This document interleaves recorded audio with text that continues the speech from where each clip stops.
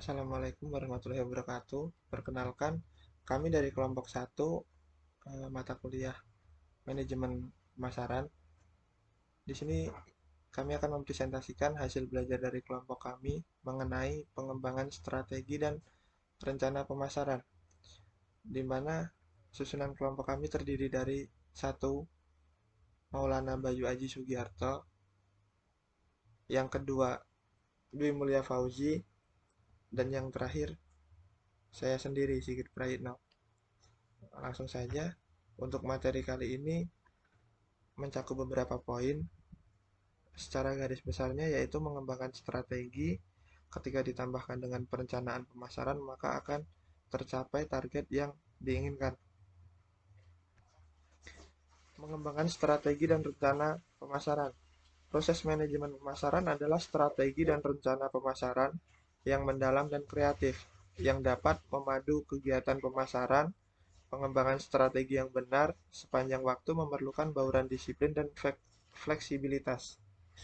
Sebagai pemasar bisnis yang sukses, maka harus senantiasa merencanakan dan mengimplementasikan kegiatan pemasaran pada berbagai tingkat untuk banyak unit organisasi. Untuk rencana pemasaran sendiri atau yang sering disebut dengan marketing plan adalah instrumen sentral untuk mengarahkan dan mengkoordinasikan usaha pemasaran dan beroperasi pada dua tingkat strategis dan taktis. Untuk rencana pemasaran strategis, menjelaskan pasar sasaran dan memproporsikan nilai yang akan ditawarkan perusahaan berdasarkan pada analisa peluang pasar terbaik. Sedangkan untuk pemasaran taktis, yaitu menspesifikasikan taktis pemasaran, termasuk fitur produk, promosi, penyediaan barang, penetapan harga, saluran penjualan, dan layanannya. Untuk pemahamannya adalah keseluruhan rencana pemasaran bisnis untuk menjangkau orang atau konsumen dan mengubahnya untuk menjadi pelanggan untuk produk atau layanan yang kita sediakan. Maka perhatikan 6 hal ini. Pertama, strategi pemasaran harus dimulai dengan masalah konsumen. Bisnis atau produk atau jasa yang sukses dan berhasil mengatasi masalah konsumennya. Yang kedua, lakukan riset pasar untuk mengetahui apa yang diinginkan oleh calon konsumen Anda. Yang ketiga, gunakan hasil riset tersebut untuk menentukan produk yang bisa memenuhi kebutuhan mereka. Yang keempat, kemudian Anda bisa membuat strategi pemasaran yang menarik untuk konsumen pada produk tersebut. Yang kelima, dengan strategi ini Anda bisa menciptakan kesadaran merek. Dan yang terakhir, menciptakan prospek baru dan pada akhirnya menjual produk atau jasa tersebut. Untuk pemasaran dan nilai pelanggan, perhatikan 3 poin penting di bawah ini. Poin pertama tentang inti pemasaran, yaitu memuaskan kebutuhan dan keinginan konsumen.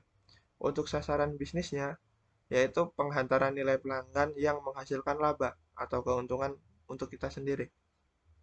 Untuk poin terakhir, di ekonomi yang kompetitif, kemenangan dapat diraih dengan penghantaran nilai yang baik dan benar. Pemasaran saat ini diletakkan pada awal perencanaan. Selanjutnya untuk nilai pelanggan, proses penghantaran nilai yaitu penghantaran nilai yang dimulai sebelum produk ada, berlanjut pada saat produk ada, dan dikembangkan. Lalu untuk memilih nilai atau melakukan STP. STP sendiri adalah segmenting, targeting, dan positioning. Menyediakan nilai penentuan fitur produk, mengkomunikasikan nilai atau mendayagunakan sumber yang ada untuk memenuhi dan memproduksi produk. Terkait strategi STP atau segmenting, targeting, dan positioning, pengertiannya, strategi STP pada dasarnya digunakan untuk memposisikan suatu merek dalam benak konsumen sedemikian rupa sehingga merek tersebut memiliki keunggulan kompetitif yang berkesinambungan. Contoh, dalam kasus ini, penulis mencoba mengaplikasikan kepada pihak lain yang memiliki pengaruh bagi bagi keberlangsungan perusahaan sesuai pengelompokan Five Force Model oleh Michael E. Porter, yaitu sisi supplier atau petani pada pabrik gula untuk memasukkan citra positif pada benak masyarakat petani Madura tentang bertanam tebu. 3 elemen dalam strategi pemasaran yaitu segmenting, targeting, dan positioning. Segmenting sendiri adalah upaya memetakan pasar atau sasaran program dengan memilih dan memilah konsumen sesuai persamaan di antara mereka. Penilaian ini bisa berdasarkan usia, tempat tinggal, keberhasilan gaya hidup, dan bagaimana cara mereka mengkonsumsi produk tersebut. Untuk targeting setelah memetakan pasar atau sasaran program, tahap targeting seperti namanya adalah membidik kelompok konsumen mana yang akan jadi sasaran kita.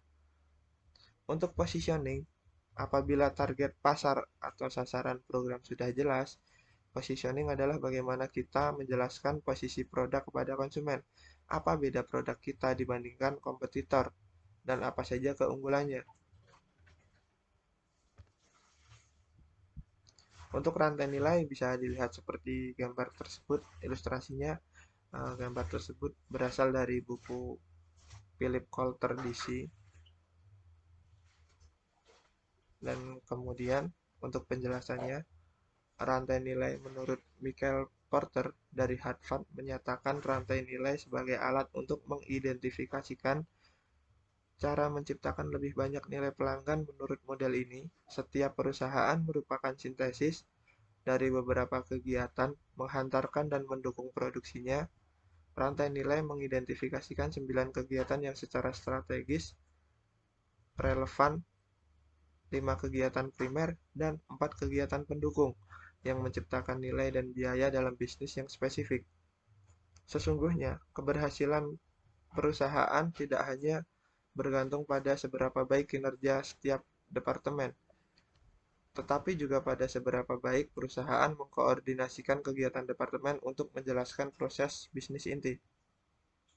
Untuk proses bisnis inti meliputi beberapa hal. Yang pertama, proses mengindra pasar, semua kegiatan untuk mengumpulkan intelijen pasar, menyebarkannya dalam organisasi, dan menindaklanjuti informasi. Proses yang kedua yaitu proses realisasi, penawaran baru. Semua kegiatan dalam meneliti, mengembangkan, dan meluncurkan penawaran kualitas tinggi yang baru dan cepat, serta sesuai anggaran. Untuk proses yang ketiga yaitu proses akuisisi pelanggan, yaitu semua kegiatan dalam mendefinisikan pasar sasaran dan mencari calon pelanggan baru. Untuk proses yang keempat yaitu proses manajemen hubungan pelanggan. Semua kegiatan dalam membangun pemahaman, hubungan, dan penawaran yang lebih mendalam dengan pelanggan perorangan. Yang terakhir yaitu proses manajemen pemenuhan. Semua kegiatan dalam menerima dan menyetujui pesanan, mengirimkan barang tepat waktu, serta mengambil pembayaran.